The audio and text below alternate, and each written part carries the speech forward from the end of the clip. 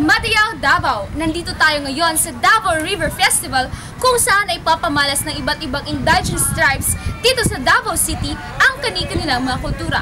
Higit sa saya na dulot ng event na ito ay marami rin tayong matututunan tungkol sa kultura ng bawat tribo. Tirik na tirik man ang araw, hindi napigilan ng mga Davaoenyo na dumalo sa Indigenous People Day na naganap sa Chonko Field Agro-School Foundation. Itinatampok dito ang iba't ibang mga indigenous dances na itinanghal ng mga nanalong mga contingents na nagmula pa sa iba't ibang bahagi ng Mindanao. Isa sa mga nagtanghal ay ang mga taga-Philippine Women's College of Davao na nanalo sa nasabing kompetisyon. Maswerte naming na-interview ang ilan sa mga indigenous people na dumalo sa nasabing okasyon.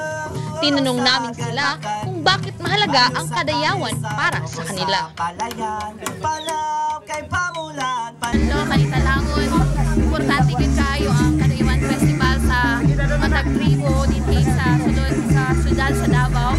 Mahitungod kay naghatag kining kadasig sa mga tribo nga dili kami maulaw kung unsa man ang among tikudan or ang among inheritance as Abogobon tribe. Lado ang amuang tribo o ma-learn sa lahat ng tao kung ano ang sayaw namin. Like sa amuang mga ninukan, kinakuan na mo siya as kami na generation, mas gina-evolve na mo kung saan taksog na tribe.